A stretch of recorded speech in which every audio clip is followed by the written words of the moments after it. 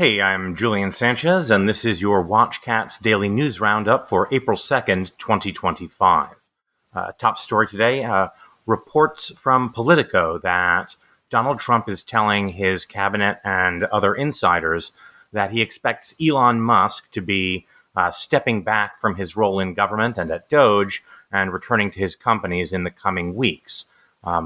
This maybe is something we should have seen coming, partly because there's a lot of chatter about Musk acting as effectively co-president. Donald Trump obviously doesn't like to be overshadowed in the news, but also polls consistently show that while Donald Trump is himself not particularly popular for a president at this stage in his presidency and the so-called honeymoon period, Elon Musk is actually a whole lot less popular. And the results of a Wisconsin Supreme Court election that Musk had thrown his weight behind, I think, do something to show that Musk himself may be exerting a kind of drag on the popularity of the administration, as well as creating, frankly, tension within Trump's own cabinet. There have been plenty of reports of tense cabinet meetings as people who were appointed to run different agencies find themselves effectively taking orders from this outside billionaire. In response to the news, shares of automaker Tesla, which had been down a whopping 30% this year, jumped up 5%, probably in part because investors like the idea that the nominal CEO of the company might spend some time actually running that company instead of tinkering with the federal government, but also, again, because the prominent political role that Musk has taken on has prompted protests at Tesla dealerships, in some cases even vandalism of Tesla vehicles, and sales have, especially in Europe, declined pretty precipitously. Wired magazine, which, by the way, our next podcast will have an interview with two of their star reporters. Wired magazine has been killing it on the DOGE beat in general, and they have a couple of news stories about the ongoing conflict between DOGE and the U.S. Institute of Peace, which caused a conflict initially as DOGE staffers sought to effectively take over the agency and get rid of staff. The Institute of Peace objected that it was established in 1984 as an independent nonprofit agency, not an agency or a bureau within the federal government. The legal status is, of course, the subject of a lawsuit. On Tuesday, federal judge Beryl Howell declined to block the effort of DOGE to transfer the Institute of Peace's $500 million DC headquarters to the federal government as kind of a free gift. Declined to block it with a temporary restraining order or injunction on the grounds that effectively the transfer had already gone through. And if ultimately the Institute of Peace wins their suit against Trump and DOGE, it will be easy enough to undo that transaction and return the building to them. That should be an interesting case. Keep your eyes peeled on that to see how that continues to unfold.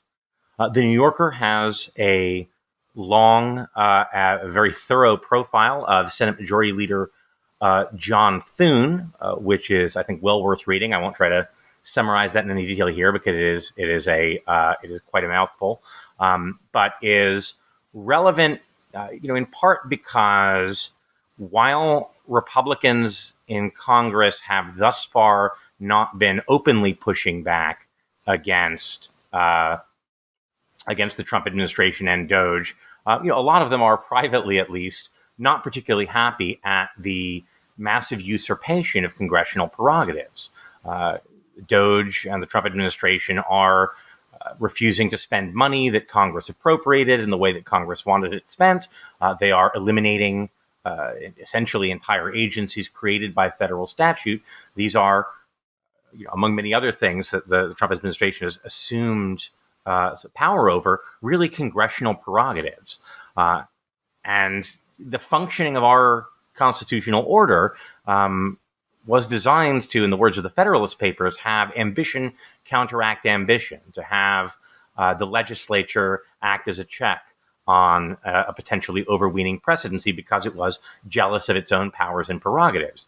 And Thune is someone who, while, again, so far has been unwilling to very publicly challenge the administration, is a kind of old school political figure who would certainly obviously prefer to see the Senate remain relevant. So recommend checking out the New Yorker's profile there. Fortune magazine has a report from Bank of America analysts who say that they deem the ambitious claims of savings of tax money DOGE has made as significantly exaggerated. This should come as no surprise if you've been following DOGE for a little while there. There's a kind of pattern where they will repeatedly make very ambitious claims about how much money they've been saving the public, and then a little further reporting reveals that the numbers don't quite add up, and often those claims then get walked back. In this case, Bank of America analysts apparently told Fortune magazine that they think DOGE is overestimating savings from contracts they've canceled, in part because they don't really understand how federal contracts work.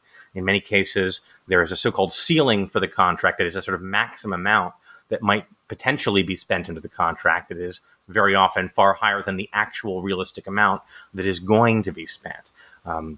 We hope to do a future episode at some point looking at, in more detail, the claims of savings DOGE has made and how expert analysts say they stack up to reality.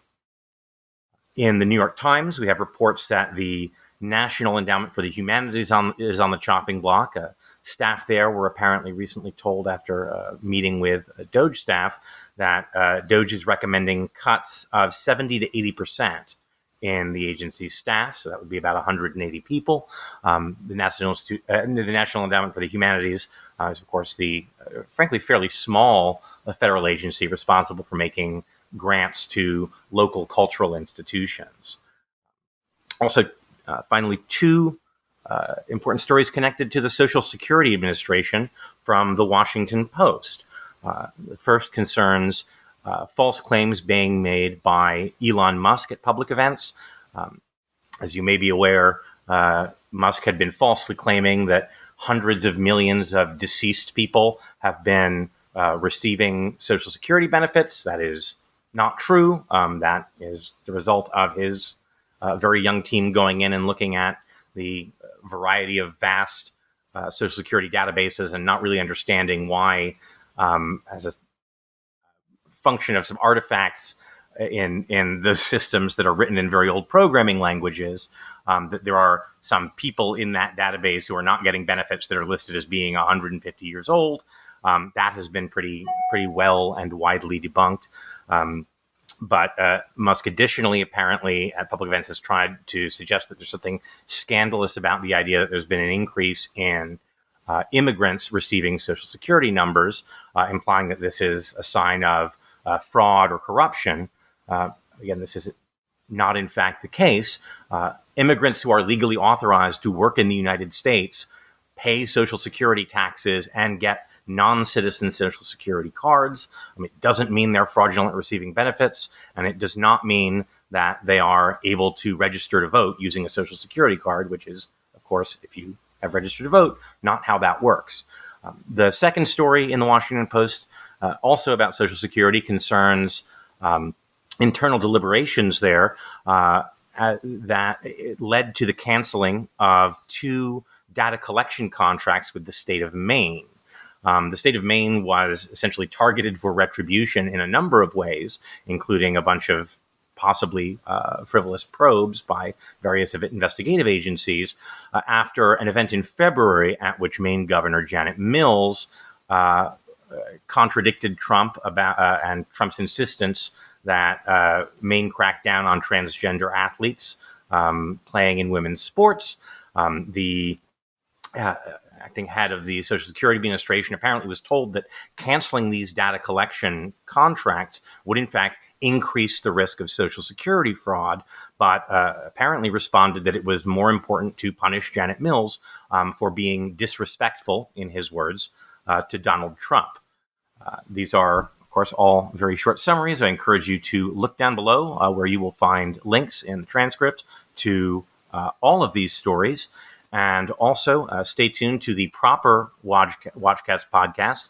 Earlier this week, we ran the final in our series of interviews with former U.S. Digital Service staff who have resigned or been fired since DOGE took over.